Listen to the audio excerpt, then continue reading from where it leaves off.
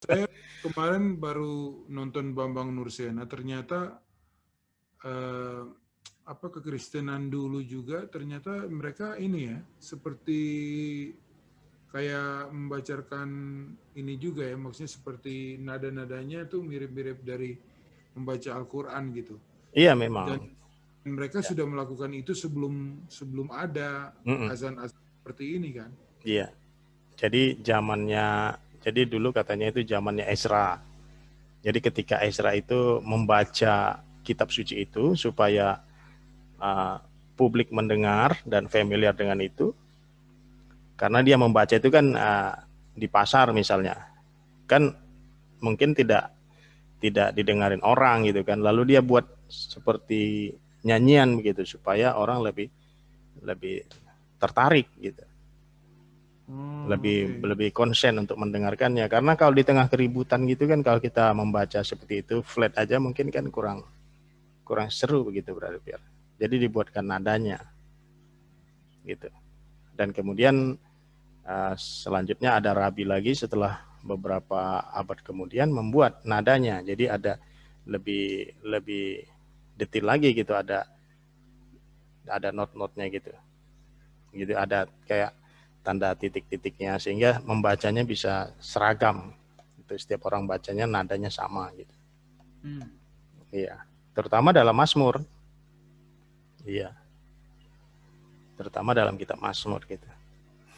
Jadi artinya kelengkapan setiap katanya itu bisa dipercaya ya. Artinya maksudnya karena memang penyebab menurunnya itu secara verbal dan memang dihafalkan, itu Mhm. penulis pun sebenarnya relatif tepat gitu.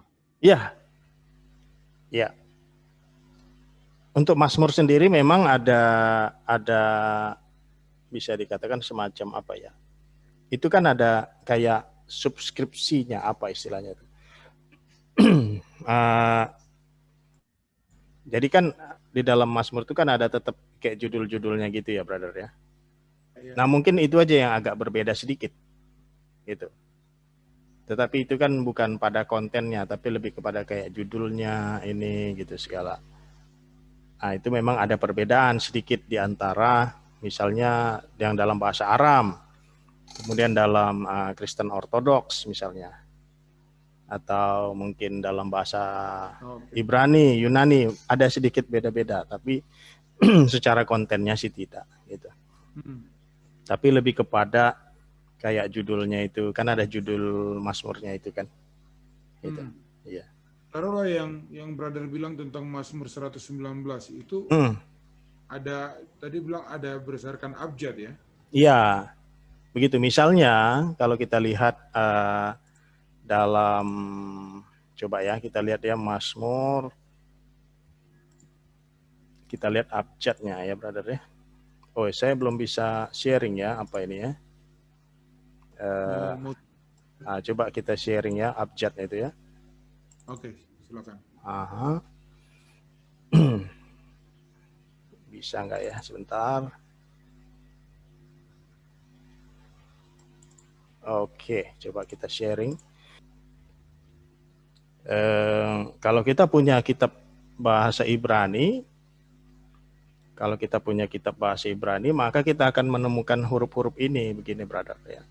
Sekedar sekedar kita tahu-tahu sedikit aja ya, brother ya. Ya. Mm-mm, gitu. Nah, jadi misalnya kita lihat Mazmur 119.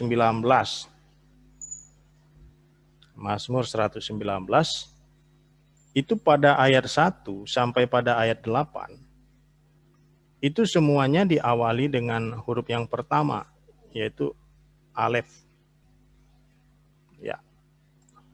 Nah, ini alef ini brother. Bisa lihat di sini ya. Semua Oke. huruf yang mulai dari ayat 1 sampai yang ke-8 diawali dengan alef ini. Wah, Ya. oke. Kemudian nanti ayat 9 sampai 16 semuanya diawali dengan bet ini. Ini Oh, diawali dengan bet. Kalau kita punya kitab Ibrani kita bisa lihat itu. luar Kemudian biasa. nanti dari ayat 17 sampai yang ke-24 semuanya diawali dengan Gimel ini, Gimel. dan seterusnya, Dalet, Hei, Vav, Zain, Set, Tet, Yod, Kaf, Lamet, Mem, Nun, Samik, Ayin, Pei, Sadeh, Of, Res, Sin, Sin, Kaf. Nah ini semuanya ini nanti seperti itu sampai, makanya Mazmur 119 itu Mazmur yang paling panjang, dan itu masuk dalam kategori Mazmur Taurat karena berbicara menekankan pada Taurat gitu, Brother Pierre. Sampai akhir ya, brother ya? Iya, sampai ini, sampai Taf ini. Makanya sangat panjang sekali. Begitu, Brother Pierre, ya. Sorry, brother. Ini penulisnya siapa nih? Mazmur. Iya, yang Mazmur ini. Kontributor yang paling banyak itu adalah Daud ya. Kontributor yang paling banyak adalah Daud. Ya. Jadi ya saya kira ini adalah, ya besar kemungkinannya adalah Daud karena kontributornya adalah Daud, itu menulis sampai 73, Brother Pierre. Ada 73 Mazmur yang ditulis oleh Daud itu. Ya. Luar biasa ini ya. Betul. Makanya kitab Mazmur itu kan identiknya dengan Daud. Karena dia juga yang meminta Bani Korah, Asaf untuk menulis dan juga untuk menyanyikan dan memainkan musik gitu kan. Makanya bisa dikatakan Daud lah ininya, yang utamanya di situ gitu. Amsal juga kan anaknya Daud ya gitu ya. Iya. Dia juga berbicara tentang nubuat tentang tahta untuk selama-lamanya, keturunannya untuk menjadi raja untuk selama-lamanya. Jadi itu ya peran Daud sangat besar sekali di situ, brother. Wow. Saya masih tertarik dengan penulisan ini, menghubungkan dengan kehidupan Kristen kita hari ini ya. Maksudnya ya, dedikasi mereka, melihat apa yang mereka berikan untuk Tuhan. Saya merasa apa yang spesial buat kita hari ini, brother, kalau kita nggak hidup sungguh-sungguh gitu. Artinya sepertinya orang Kristen tuh pegang, gue percaya gue nanti bisa negosiasi lah sama Yesus, pasti masuk surga gitu. Sedangkan kalau kita dedikasi orang-orang Yahudi ini ya, maksud, dan juga orang-orang Kristen mula-mula itu luar biasa, brother, untuk pekerjaan Tuhan. Bagaimana kira-kira ini kita menyingkapi ini, brother? Ya, betul. Memang itu kan selaras dengan seiring dengan pertumbuhan kerohanian kita juga begitu, bahwa kita melakukan itu semua karena secara spiritual, secara rohani kita bertumbuh, pemahaman kita, relasi kita dengan Tuhan bertumbuh. Ya, jadi itu seiring sejalan gitu, Brother Pierre, dengan pertumbuhan kita. Jadi kita bukan melakukan hal-hal itu untuk supaya kita lebih diterima oleh Tuhan, tetapi sebaliknya karena kita sudah dikasih oleh Tuhan, maka kita terus melakukan kehendak-kehendaknya, mengasihi Dia, dan semakin giat lagi dalam ibadah dan dalam pelayanan kita begitu. Jadi itu seiring sejalan dengan relasi kita dengan Tuhan, keimanan kita, seperti itu. Ya, brother, kita membandingkan literatur yang ada di Alkitab ini dengan, ya maksudnya literatur yang mungkin juga hari ini mungkin kita pernah baca, ataupun seberapa ini nilainya ini literatur yang kita punya ini, brother, dari Alkitab ini, brother. Iya. Nilai apa? Nilai rupiahnya? Nilai rupiahnya harga Alkitab. Iya. Ya sangat-sangat berharga ya, Brother Pierre ya. Jadi ya tentunya kita juga di sini kita bisa mengetahui juga background sejarahnya ketika itu, apa yang menjadi kebiasaan ketika itu, pola-polanya, genre-genrenya. Itu tentu sangat menarik, terutama di ancient Near East ya. Itu mereka punya pola-pola yang memang mirip gitu. Jadi pola-pola seperti ini kan juga familiar pada Timur Dekat kuno ya. Ya ketika itu memang ada pola-pola penulisan yang mirip, tetapi tidak mengatakan bahwa secara konten sama gitu. Tapi artinya kan pola, karena memang berada pada wilayah atau katakanlah rumpun yang mirip atau berdekatan begitu, brother. Ya, jadi ya memang sangat-sangat menarik sekali, dan ini sangat berharga sekali karena ini bisa diwariskan kepada kita sehingga kita juga bisa mempelajarinya sampai sekarang. Jadi sangat menarik sekali bahwa tulisan-tulisan Alkitab ini mengandung catatan-catatan sejarah, walaupun memang tujuannya bukan sebagai tulisan sejarah, tetapi memang ya Injil, tulisan-tulisan para nabi, ya memang mereka juga mengandung sejarah begitu. Contohnya ya ketika Matius menuliskan tentang Raja Herodes, ya memang Matius tidak sedang menulis tentang Herodes. Ketika Lukas atau Markus menulis tentang Pilatus, ya memang fokusnya bukan menulis Pilatus begitu kan, tetapi ya karena ini merupakan sesuatu peristiwa event yang berkaitan dengan Tuhan, namun dia pada saat itu ada dalam lingkup, dalam area, dalam waktu ketika itu adalah area wilayah kepemimpinan Pilatus misalnya, atau Herodes ya disebutkan gitu kan. Ya, jadi ada jejak-jejak sejarahnya gitu. Betul. Ya ini brother, kira-kira maksudnya caranya ya brother, maksudnya kayak kita misalnya lihat Mazmur 1 gitu ya, misalnya taruh, bagaimana kita bisa mengira bahwa ini ditulis oleh Daud untuk siapa gitu misalnya. Itu kira-kira bagaimana orang-orang ahli ini bisa mengetahui akan ininya brother, penulisannya untuk siapa, keadaannya seperti apa gitu. Terserah ya. Mungkin kita kasih contoh salah satu Mazmur. Ya. Jadi Mazmur ini sebenarnya bukan awalnya tidak dituliskan sengaja dari pasal 1 sampai 150. Tetapi memang ditulis secara terpisah, ada yang oleh Asaf, ada oleh Bani Korah, kemudian ada oleh Daud, ada oleh Salomo, ada oleh Heman, Etan. Nah itu kemudian dikumpulkan ke dalam 5 bagian kitab. Makanya di dalam kitab Mazmur itu kan ada 5 kitab yang digabung ya. Jadi pasal 1 sampai 41 disebut sebagai buku ke-1, pasal 42 sampai 72 itu buku kedua, pasal 73 sampai 89 itu buku ketiga, pasal 90 sampai 106 itu buku keempat, pasal 107 sampai 150 itu buku kelima gitu. Jadi bukan memang disetting dari awal untuk dibuat seperti itu, tetapi setelah dikumpulkan lalu dijadikan satu gitu. Tapi memang itu adalah tulisan-tulisan yang mereka gunakan untuk puji-pujian, untuk nyanyian, untuk himne begitu. Termasuk Mazmur yang paling tua di situ adalah Mazmur Musa. Itu yang Mazmur 90 abad yang ke-15 itu. Gitu. Jadi kalau kita buat durasi waktu penulisannya itu ya sekitar abad yang ke-5 sampai abad yang ke-15. Ya ada satu kan dari Musa kan. Tapi rata-rata sih abad ke-10 paling banyak. Abad ke-10 sampai abad ke-5. Jadi ada kemungkinan bahwa yang terakhir menyusunnya adalah di era Ezra dan Nehemia, karena pada saat itu kan memang kebutuhan untuk membangun bait suci Zerubabel ya yang kedua, kemudian kebutuhan untuk menyanyikan puji-pujian ketika itu di dalam bait suci ya, maka besar kemungkinannya bahwa itu terakhir disusunnya pada saat itu gitu.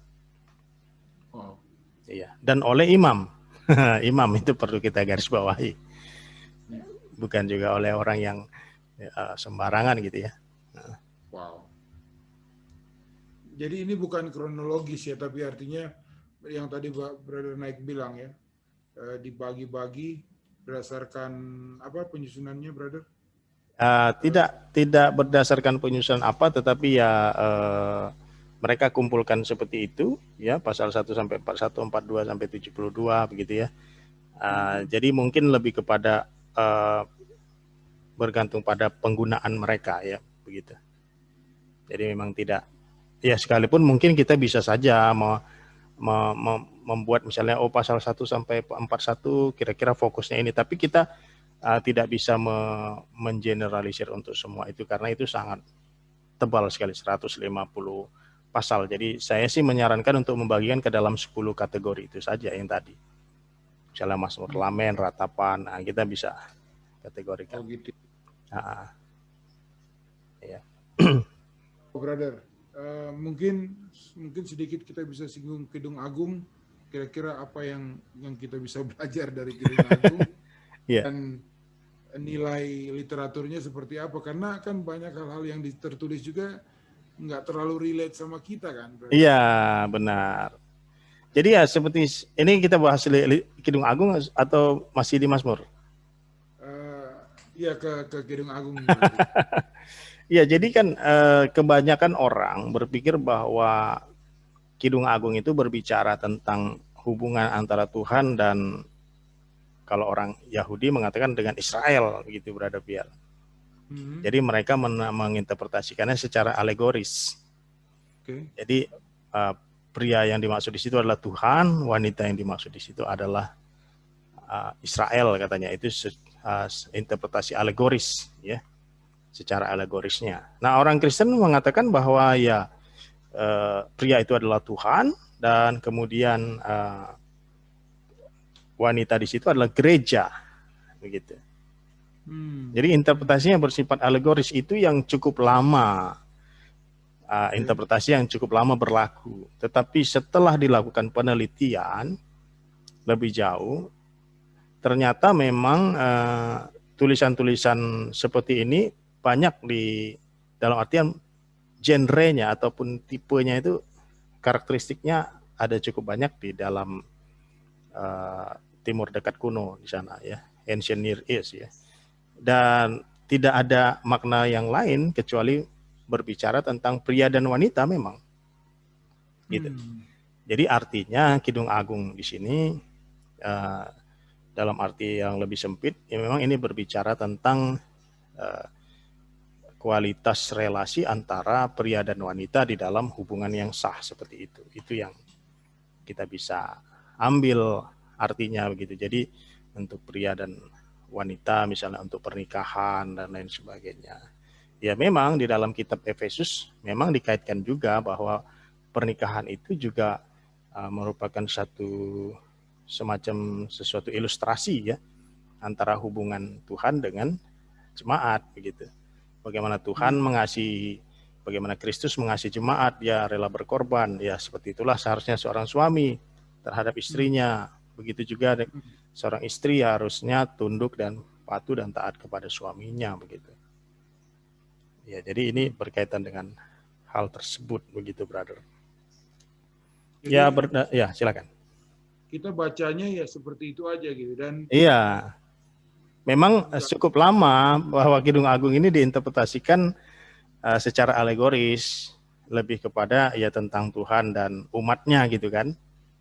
Tetapi setelah dilakukan penelitian lebih jauh, memang tulisan dengan genre seperti ini ya memang memfokuskan tentang pria dan wanita di dalam kasus ini adalah kaitannya dengan dalam relasi pria dan wanita dalam satu ikatan pernikahan yang sah begitu.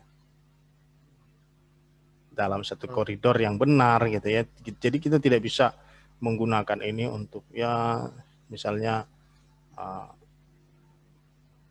Awil gitu ya, wanita idaman lain atau sepia, nggak bisa karena itu bukan ke situ arahnya gitu.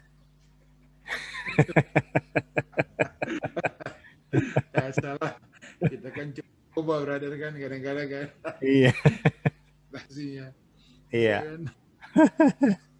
Ini penulis Salomo ya atau bagaimana? Ya, diperkirakan adalah Salomo dan wanita sulam tersebut, enggak disulam itu tersebut ya diperkirakan adalah istri Salomo. Ya tentunya ini sebelum dia mempunyai mempunyai istri yang banyak ya. Begitu. Sulamite. Sulamite itu artinya Mrs. Sulam, Mrs. Salomo. Gitu. Oh. Iya, Mrs. Salomo maksudnya. Sulamite itu Mrs. Salomo. Iya. Oh, gitu ya. Kata Salom ini kan berarti Salem, terus Salem, Yerusalem, Salom, Salomo. Iya. Salom, Salem, Sulaiman.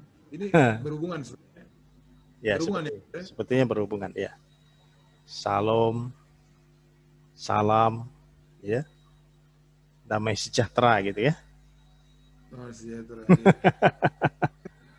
Bambang Nursena suka bilang tuh, dia bilang satu kata itu dari gereja ortodoks suka bilang Salam alaihim.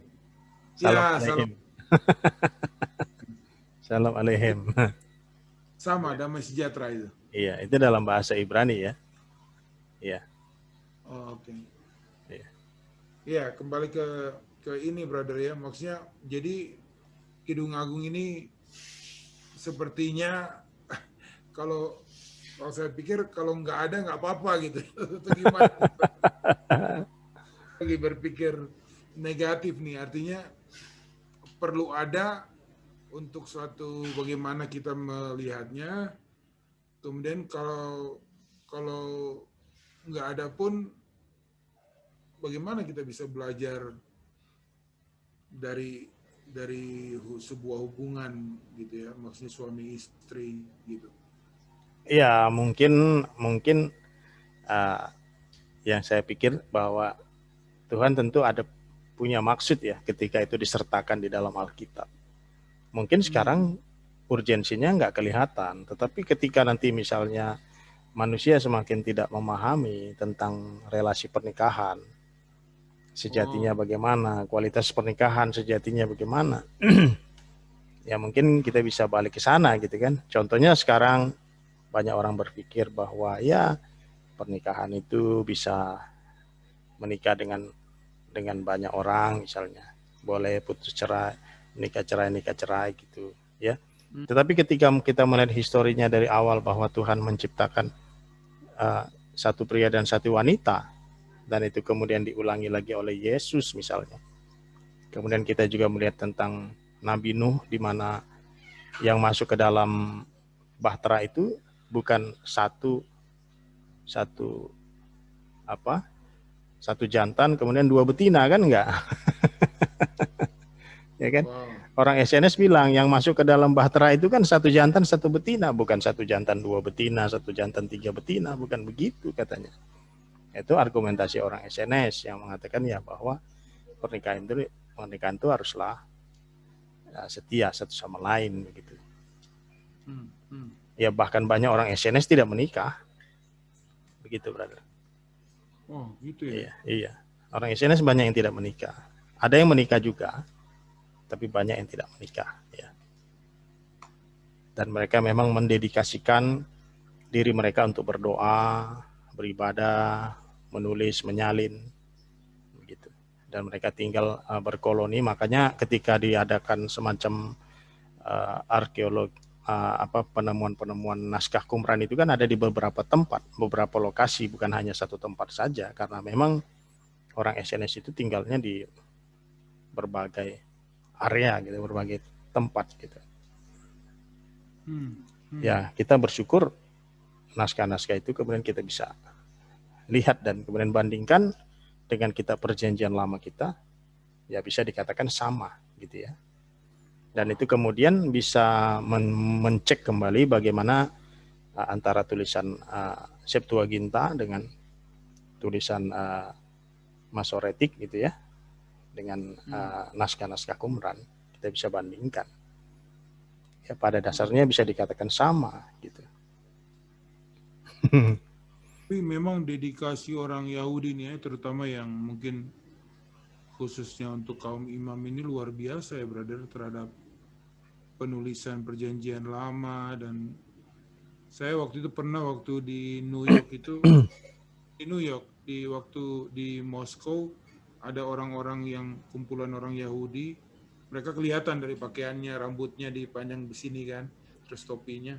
Itu anak-anak kecil, mereka duduk baca aja, brother. Iya. Pokoknya mereka baca, nggak ada kayak pegang handphone atau Iya. apa. Iya. Ini deh, wah saya sampai bilang gila ini. Iya. Maksudnya kasih mereka untuk hal-hal seperti itu gitu. Iya.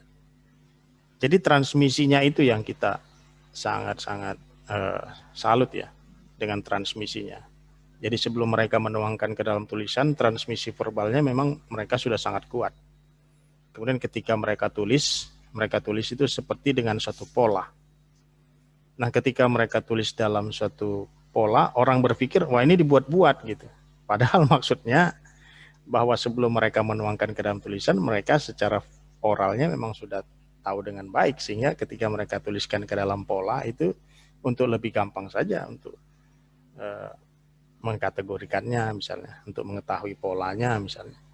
Contohnya kenapa kitab Mazmur dibagi ke dalam 5 bagian, ya supaya mereka lebih mengingat tentang Taurat mereka yang juga kitabnya 5 gitu kan, Kejadian sampai Ulangan gitu. Jadi mereka membuatnya menjadi suatu pola supaya lebih gampang aja. Gitu. Kenapa dibuat Mazmur 119 mulai dari Alef misalnya sampai Tof misalnya? Ya supaya lebih gampang aja gitu. Nah, sampai Taf misalnya. Kenapa? Ya supaya lebih gampang gitu. Ya, tetapi kan mereka sudah punya oral transmission yang sangat baik. Sehingga sekarang para kritisi mengkritisi, ini dibuat-buat, buktinya ini ada polanya begini-begini, ini kan dibuat-buat seperti ini. Ya mereka tidak menyadari mungkin ya bahwa transmisi oralnya itu sangat kuat sekali. Jadi ketika mereka mendengarkan rabi-rabi itu, mendengarkan pengajar-pengajarnya, nabi-nabinya, mereka itu mengulangi lagi dan memastikan bahwa mereka benar-benar bisa menghafal, mengikutinya. Itu. Saya sekarang ngapal nomor itu cuma 1 nomor atau tertentu handphone gitu kan. Iya. Memori kita semakin dimanjain ini, brother. Ya, jadi kalau seperti itu kan mungkin mereka sudah punya juga, selain mungkin mereka punya kekuatan di situ, mungkin mereka sudah ada tekniknya juga gitu kan. Contoh orang-orang bank misalnya, kalau menghafal nomor itu, setiap nomor itu dibuat jadi huruf. Misalnya 7160, dia tidak akan baca 7160, tapi 7 dibaca J, 1 dibaca I, 6 dibaca G, 0 dibaca O, jadi Jigo gitu kan. Jadi kan lebih gampang ingatnya. Daripada menghafal 7160 kan lebih gampang mengingat Jigo 7160 karena hurufnya dirubah, angkanya dirubah jadi huruf gitu, brother. Ya, mungkin ada teknik-teknik seperti itu. Iya. Jadi hari ini kita bahas sampai kedalamannya ini, brother. Sampai ke penulisan dan artinya kan ini buku-buku yang berharga yang hari ini mungkin banyak ya. Mazmur ini banyak dikutip, banyak dibaca, banyak dilagukan. Ya. Entah nih Mazmur ini sudah diutak-atik berapa banyak orang. Setiap lagu tuh ada hubungannya dengan Mazmur gitu. Ya.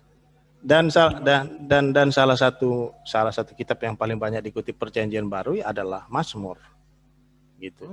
Iya. Dan kemungkinan bahwa ketika Yesus menjelaskan kepada murid-muridnya, baik sebelum naik ke sorga atau ketika dalam perjalanan ke Emmaus, ya besar kemungkinan bahwa Kristus juga mengarahkan mereka untuk membaca kitab Mazmur tersebut, Brother Pierre. Karena memang di situ banyak hal-hal yang luar biasa. Martin Luther sendiri sangat besar sekali apresiasinya terhadap Mazmur. Dia bilang bahwa Mazmur ini adalah mikrokosmos daripada kitab suci. Karena dari situ kita bisa mengetahui tentang Tuhan begitu banyak sekali.